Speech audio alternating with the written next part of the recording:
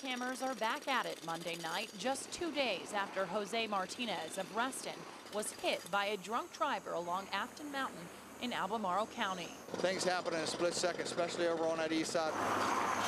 It's a tragedy.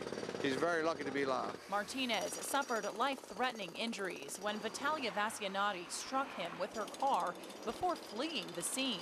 To have somebody to drink and drive like that, you know, and I don't know where she came from, but it's just, you know, you don't do that. Thanks to a 911 call from a woman who reported a reckless driver, the suspect was later tracked down and arrested by state police. Within sight of where that tragic accident happened, the VDOT Workers Memorial, just another reminder of how dangerous the job can be. Despite that, just up the way, the crew is still working without Martinez to make sure the job gets done. There's nothing that we can do. We've got a job we've got to finish.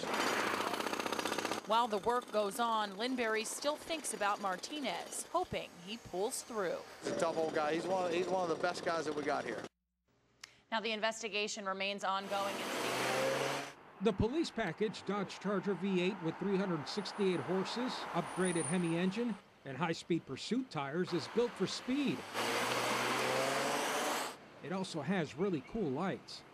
But Albemarle County Traffic Police Officer Randy Jamerson doesn't need all that to write you up for failure to buckle up. You could be on a moped. Jamerson says he writes at least 4 to 5 tickets for failure to wear a seatbelt every day. Given what he's seen over his career, he wishes everyone would buckle up. When you hit a fixed object, your body is so fragile, you know, it's going to sustain injury, and a lot of times fatal injury, and I don't know why people don't grasp that. He says the answer is to make failure to buckle up a primary offense. Right now, he says he can't legally pull someone over for solely that reason. Our hands are tied. And I think if people knew that it was a primary offense, more people would wear their seatbelts in fear of being stopped and given a traffic summons. But as he peers from behind the tinted windows that gives him even more stealth, he says that won't keep him from trying to make the road safer for drivers who just don't get it. To me, it's second nature. For example, breaking other laws of the road gives him a chance to cite you for failure to wear your seatbelt, like what happened to this young man. He didn't have a front plate. I noticed you weren't wearing your seatbelt. You normally wear your seatbelt? You took it off when you turned in here? Yeah, because I was about to get gas. Jamerson will take his word for it tonight, but also found that the driver was allegedly driving with an inspection sticker that belonged to another car. Regardless, he says, just buckle up. As a dancer, Ashley Sisti was head and shoulders above the rest. Her strength was her ability to adopt different styles of movement. She was trained classically, but she was also really good at lots of other things, jazz, modern, contemporary. Sisti's former dance instructor at UVA says Sisti was always a versatile dancer. Her ability to adapt would come in handy. I thought I was fine, and then I looked down and he was like shaking my leg and I couldn't feel it, and so I realized that it was probably more serious. Just weeks before Sisti was set to graduate from UVA, she was riding a horse. It bolted. A fall out of the saddle would put her in a wheelchair for the rest of her life. It's a different kind of pain for sure. It's emotional, it's not physical.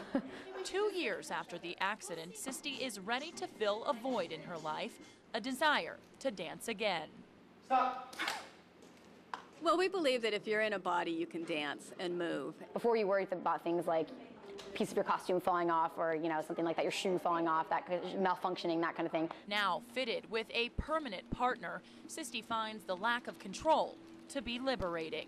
It's almost kind of like freeing because you realize there's so much that you can't control that you just kind of have to let it happen. Because we get people who move so differently together, you know, we get the opportunity to do movement that other dance companies can't do. To know that other people are doing it and making a living doing it definitely makes you think, oh, well, you know, maybe there are a lot. It kind of encourages me to try other things because I haven't really branched out into like adaptive sports or anything like that, but now I kind of think maybe I could.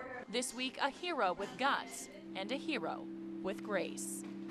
Well, if you were on the downtown mall last night, you got to see Charlottesville paint the town orange. Now, I was one of many who were there to show their spirit and to see the star of the show, Coach Mike London. Photojournalist Tingler takes us to the Charlottesville Pavilion.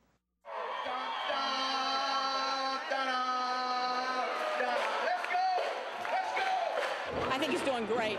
It's good to have him back in Charlottesville. I was sorry when he left, and I'm glad to welcome him home.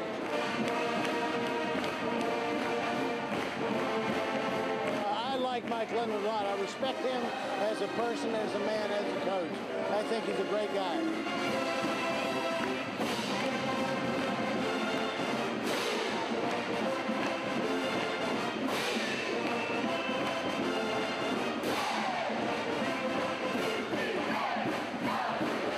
WAHU! Go Hoos!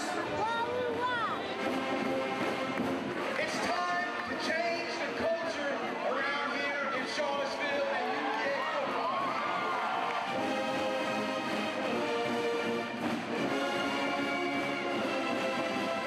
I can see orange that I see out there. And tomorrow night, we're wearing orange tops, blue pants, and we're going to act crazy, and we're going to yell.